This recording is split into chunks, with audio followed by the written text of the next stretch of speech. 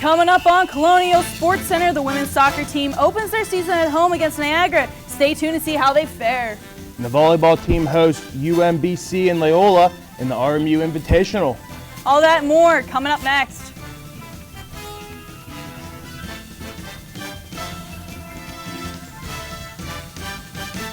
And welcome back to Colonial Sports Center. I'm not John Fisher. And I'm not Dante Verme, but we have all the RMU sports coverage from RMU Athletics. It's a new year and, of course, a new season, which brings some new faces throughout the Colonial realm. I'm Kristen Kudla. Alongside me is Ian Kiss. Summer has come and gone, and RMU sports are back into full swing. We have a jam-packed show for you, including all your Colonial news, highlights, and recaps. So let's get right into it. The men's hockey team is adding some new coaching talent to the team following their successful season last year. It was announced Tuesday that former team operations coordinator Cody Von Rentergem has been promoted to assistant coach. Von Rentergem released a statement saying, quote, "My fiancée Megan and I have called Pittsburgh home for a couple years now. The fact that we get to stay home while getting this opportunity is fantastic." End quote. The former NCAA Division III goaltender will continue to work with the goaltenders as well as assist head coach Derek Scully with recruitments to help optimize the team's power play. Another RMU athlete goes the professional route with their athletic skill. Lucky Jones made his decision to take his talents not to South Beach, but to Belgium over the summer. After contributing over 1,600 points and 92 wins as a Colonial, Jones signed with Liege Basket of the Score League, the highest tier league in Belgium. RMU head coach Andy Toole had this to say, quote, "We're very excited and thrilled as a program that Lucky is going to get an opportunity to continue to play basketball. One of Lucky's goals when he came here was to become a professional player, and now that dream has become a reality." End quote. The women's soccer team opened up their season at home this past Sunday against conference foe Niagara. How do they do, you ask? Well, down to the North Athletic Complex we go to find out. It's exciting, our first highlight of the year. Yes, and here we go to Niagara, and RMU's going to get the opportunity, bounces back, shoots just off the crossbar, so we're going to get a header here, but Niagara goaltender just catches it.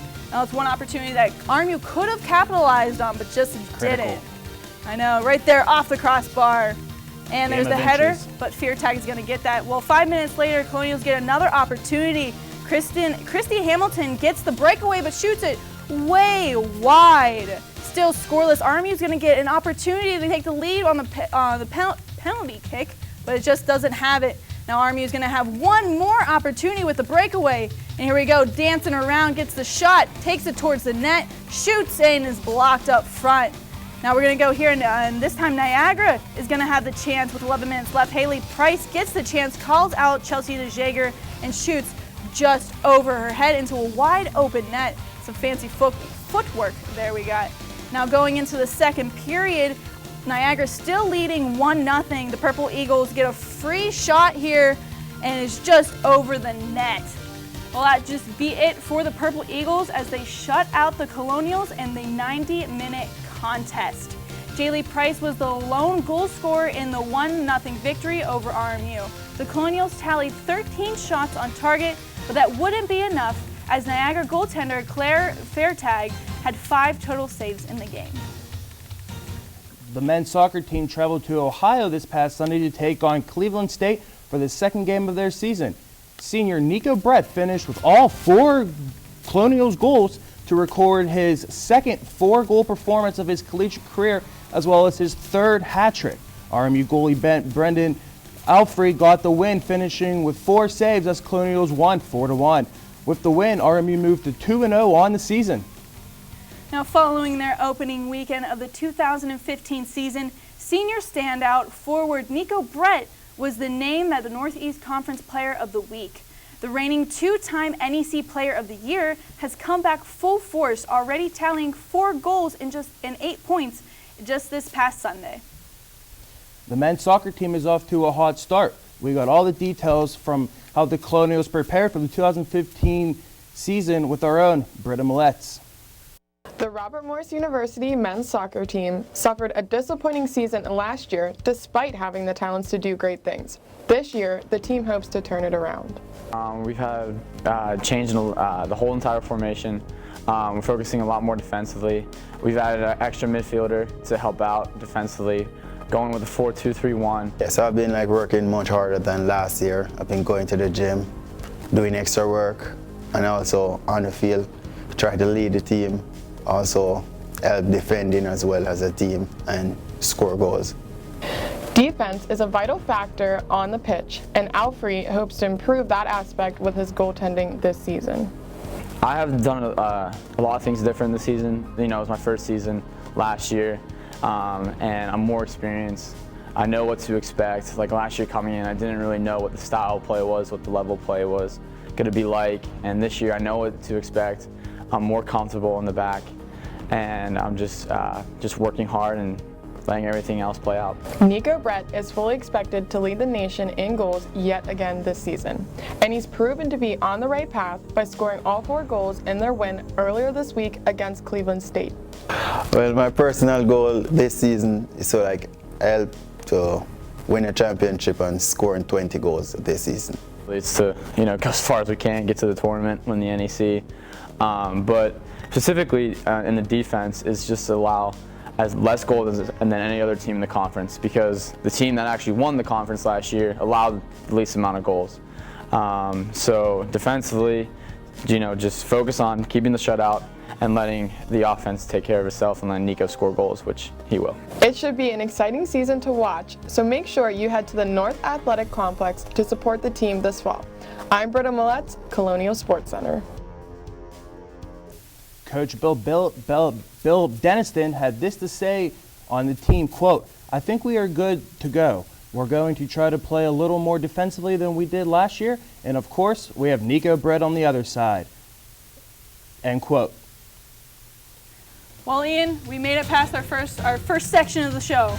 That's exciting. We did. Yes, well, guess what, guys? Coming up after the break, we have even more stuff, including volleyball highlights from the RMU Invitational, and Ian and I break down the fall sports with Grade That Team.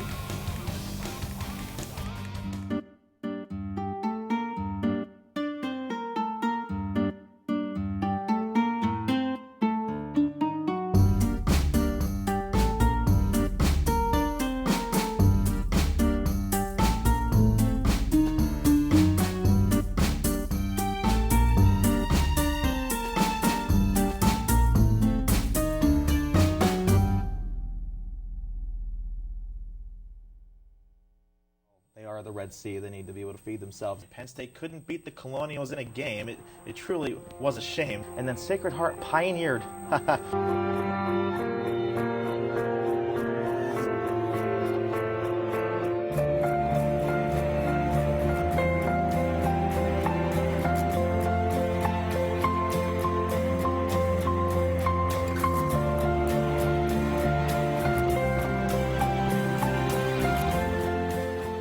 The RMU Sentry Media app is your mobile resource for all news Robert Morris. With access to campus news, RMU sports, and lifestyles, as well as RMU radio and RMU-TV, the RMU Sentry Media app allows you access to all the information you need, no matter where you are. You'll have access to thousands of articles already online, and the new ones that are added daily. Download the RMU Sentry Media app for free today. Hello, I'm back. How are you? I missed you. I missed you too. Choo choo! They're a train that keeps on rolling. Who would win in a fight, Ditka or a hurricane? I swear, each year could become a feel-good movie for the whole family. They just aren't losing. It's a shame, isn't it? Do you know how to tame a tiger? Either grow up with them or keep one as a pet like Mike Tyson. Thank you, John. It's a pleasure being by your side. Okay.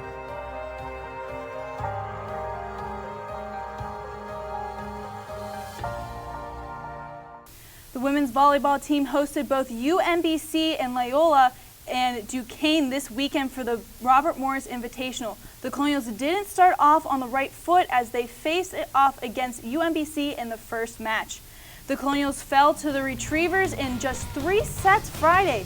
Maddie Schneider and Crystal Williams led UMBC with 27 total kills, while Arden Fisher was able to tally 9 in the matchup. The Colonials got a second chance with UMBC Saturday in their first game of a doubleheader in the Robert Morris Invitational and proved exactly how one game can quickly change a team. To the highlight we go. down to the Sewell Center. The Sewell Center We're with the gonna Retrievers. pick it up in the second match, killed by Mackenzie Morgan, who tied the game at 23 into the third set. Killed by Maddie Schneider from Claudia Lopez. Boom. And it's going to be 9-7 Colonials, off to a hot start. In the third set, later in the third set, to make it 15-12, Cheryl Walker scores on a pass from Paige Miller. I like the anticipation Right there. you got going there. Then still in the third set, tied at 25. RMU down by 1. 20 goes up 20. Tie goes up 26-25 on a kill by Madison Betts. Again, Madison Betts gets in on the action, puts the Colonials up again when she takes a pass from Liz Campbell for the kill. Moments later, RMU goes up 28-26 with a kill by Kristen Thompson, the senior getting in on the offensive action. And in the fourth set. Now we're in the fourth set. UMBC up 21-9, but RMU comes back in the fifth set. They're up early 1-0, and it's a kill by Thompson. And then they need one more point to finish it off. You only have to go to 15 in the fifth set. And there's the kill by Arden Fisher, and Colonials win 3-2. Finished Arden Fisher point block, and Diggs and teammate April Kravoniak finished the game with 7 kills, 2 assists, 1 block, and 9 digs for the Colonials as they improved to 1-1 on the season.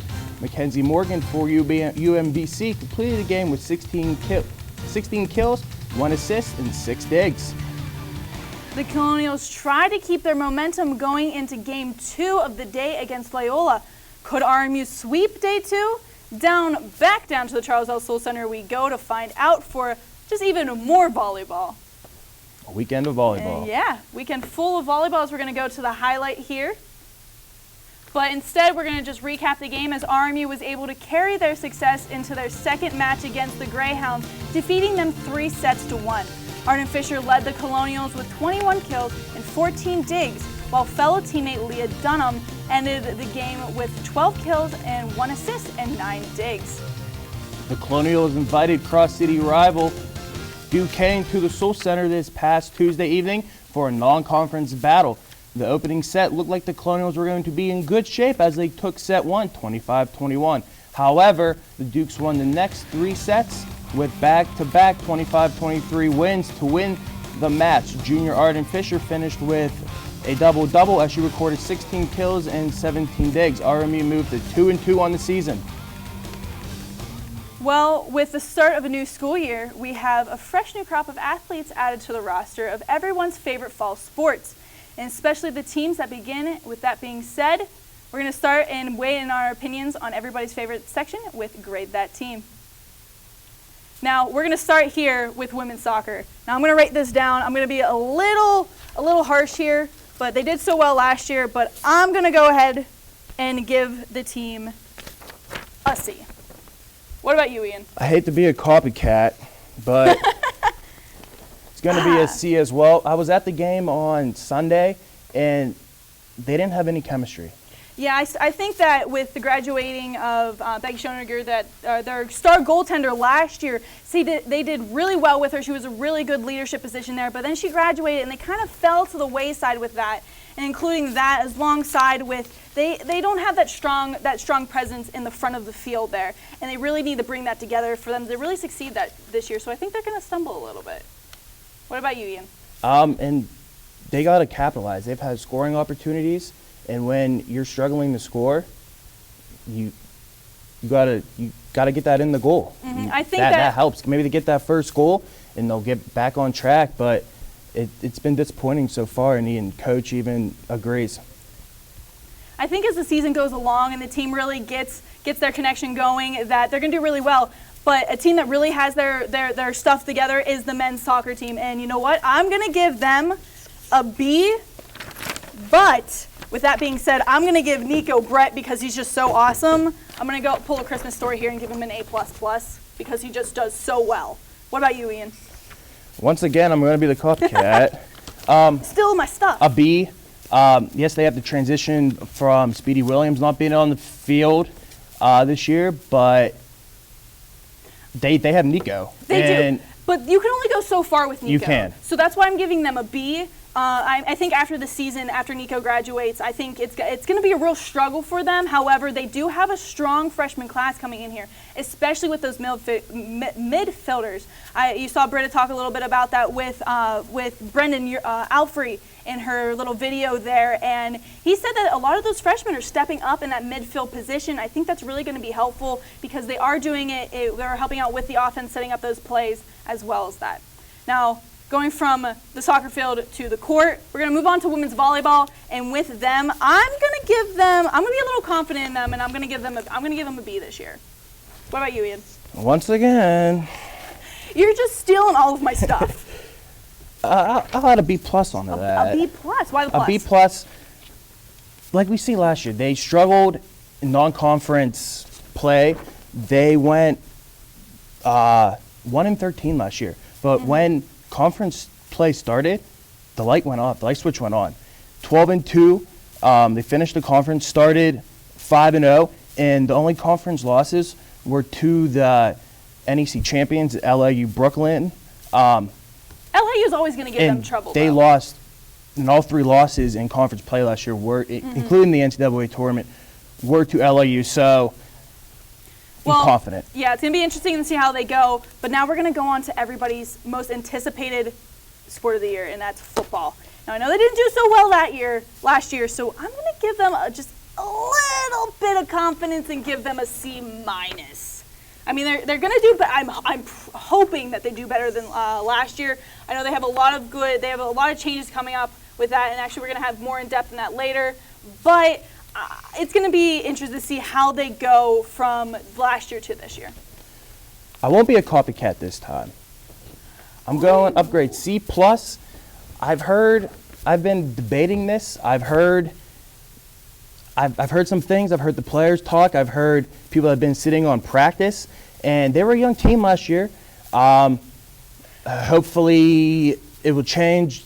Maybe John Banaszak's system is going to be good, but after we come back, Kristen breaks down the upcoming football season with our very own Zach Lawfer. And we get a behind-the-scenes look into what it takes to be a Colonial football player. All that and more coming up next. Looking for these? You drive buzzed. It could be one very expensive ride. First, you gotta make bail. Then pay me to get your car back. Your insurance premiums will go through the roof. And my legal fees just keep adding up. All told, it could end up costing you $10,000. Buzzed, busted, and broke. Because buzz driving is drunk driving.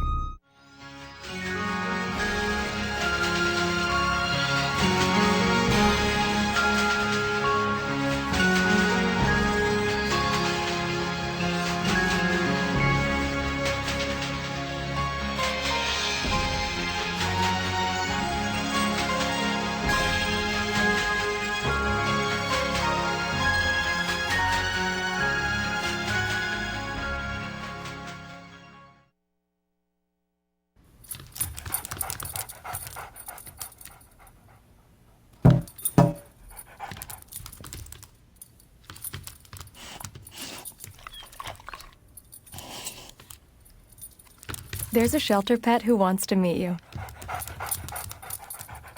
Meet one today.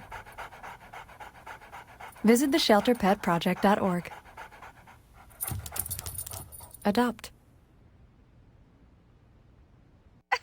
To Maddie, congrats on paying off all those student loans. Finally, right? How'd you manage that anyway? I started tracking my spending, changed a couple of habits. Wow, I'm kind of living paycheck to paycheck right now. I don't even know how I'm doing it. Well, have you tried saving a little? I want to, but where's that money gonna come from? Bill collectors, they're the worst. Am I right? When it comes to financial stability, don't get left behind. Not home. Get tools and tips for saving at feedthepig.org. Welcome back to Colonial Sports Center, and as promised, I have with me the beat writer for the men's football team, Zach Lawfer. Zach, thank you so much for joining me. Thanks for having me.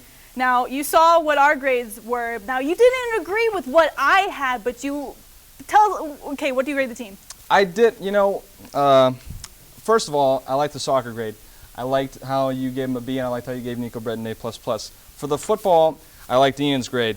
Going with the same exact thing here, C+. I kind of didn't look very, there's that. You're right, not draw. So. Well, yeah, I mean, yes. my strength is writing, not drawing. But Yeah. look, you gotta take into account here what they were last year. They were the bottom of the barrel. But this year they have a new quarterback. They have some stability now. Ramsey Owens, star sophomore running back, is coming back. He had an injury-plagued season last year.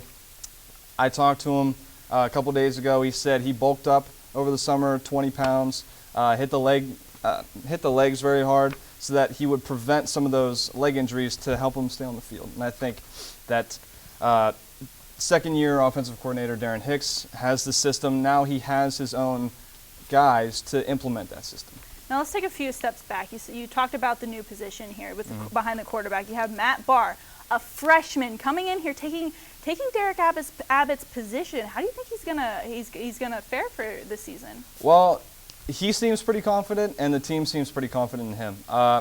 Every player I've talked to, every coach I've talked to said that they believe in him, they have faith in his abilities, and everything that I've seen in practice and in scrimmages, it looks like he has the arm strength. The accuracy is a little not there yet, but it'll get there, I think, with more repetitions, more game experience, and he has the mobility to get outside the pocket. Now, with the new quarterback position, how do you think these senior, junior, even sophomore wide receivers or tight ends who are going to be really working with him, how do you think that they can change their kind of their approach to how they go to a game with a brand new quarterback? I mean, again, every player I've talked to says they have complete confidence in it. Ram told me that he believes that he's really good at Barr is really good at reading the defense. So, I mean, I've seen it in practice. He's made good decisions so far. We'll see what happens week 1 against Dayton. The wide receivers seem to think that he's on the same page already. And because he enrolled early in the spring, he got to learn the playbook a little bit, got to be with the wide receivers a little bit, so I think that helped a lot.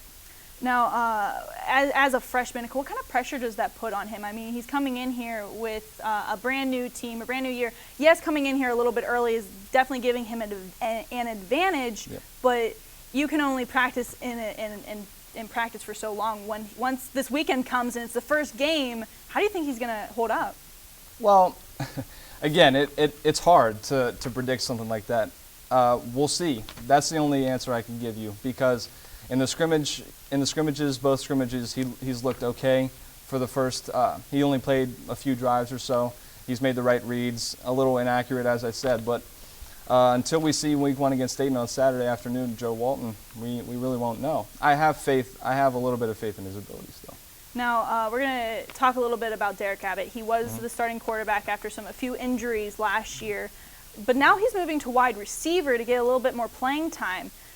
Do you know anything about that, or can give us a little insight on that decision? Yeah, as I was writing my season preview on RMU-CentryMedia.com for this upcoming season, I talked to offensive coordinator Darren Hicks, and one day of practice I noticed that Abbott wasn't wearing his red jersey anymore, like the quarterbacks do during practice. He was wearing the regular white jersey that all the other offensive players wear. So I asked Coach Hicks, like, what happened there, and he said.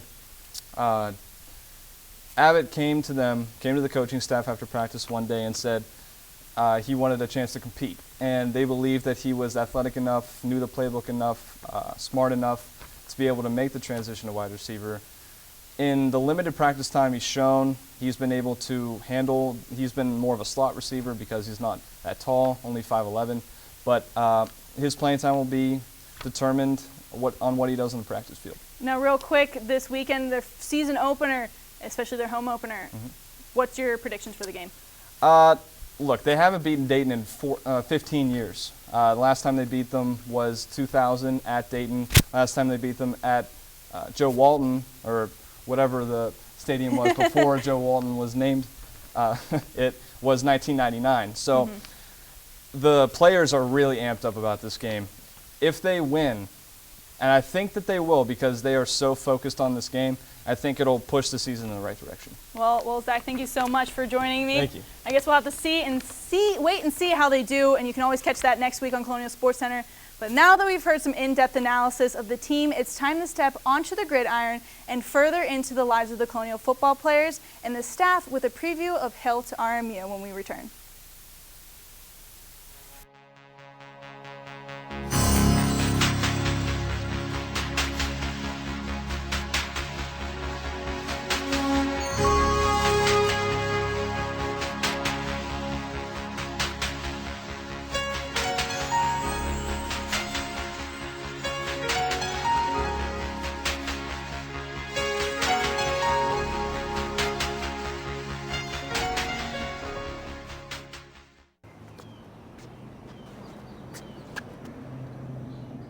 Here is my handle and here is my spout.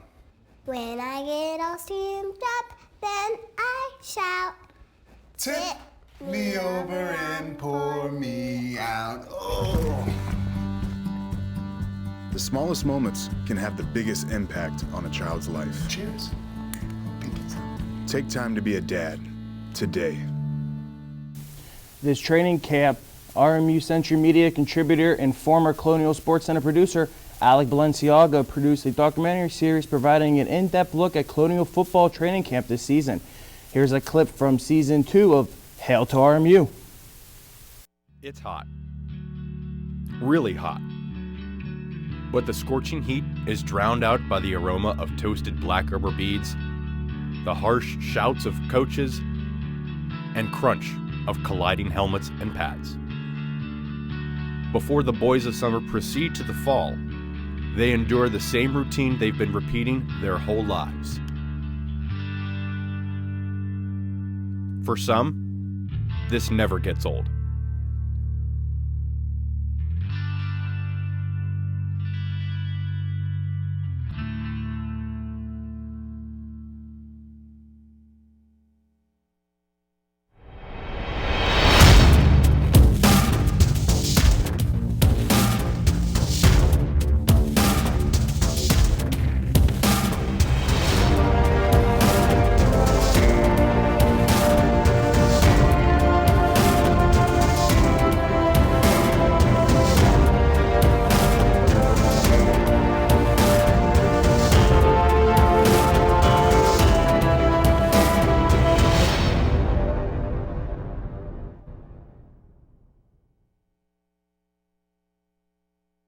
The Robert Morris football team faces a different kind of camp this year.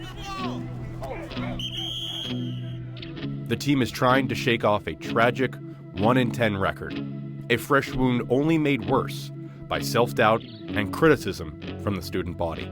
Don't want to dwell on last year, but I certainly don't want to forget last year or not remember what happened, because we can't stay at the same level as we were last year. We have to improve in every phase of the game in order for us to be successful. No, it wasn't the greatest of seasons, and I hope that our guys are able to utilize that as a motivating factor. I was actually sitting in class, and a gal who's a cheerleader actually had the nerve to say, "Man, our football team sucks." This was after the first game. I mean, it wasn't the cleanest game, but as far as the game, it was a good game against the top 25 team. And I kind of looked over and I was just like, when you don't have your school behind you and you don't have people rooting for you and everyone's kind of excited and that support group, then it is really hard. Last season is really all the motivation we need. I mean, we went 1-10. I've never had a season like that. I'm pretty sure there are a lot of guys on the team that have never had a season like that. And I feel like if that's not the fuel to your fire, then I don't even know what to tell you. The haunting memory of a failed season lurks even in the fresh turf of Joe Walton Stadium. But beneath the surface, optimism prevails. To catch more of the behind-the-scenes footage of the team, go to www.rmucenturymedia.com/hail to RMU. Ian, we did it. We survived our first episode. It's exciting, isn't it? Just come back next week. Got some more jam-packed action for you. Next Thursday, same time. Tune in. Thanks everybody for watching. We'll see you next time. Thank you.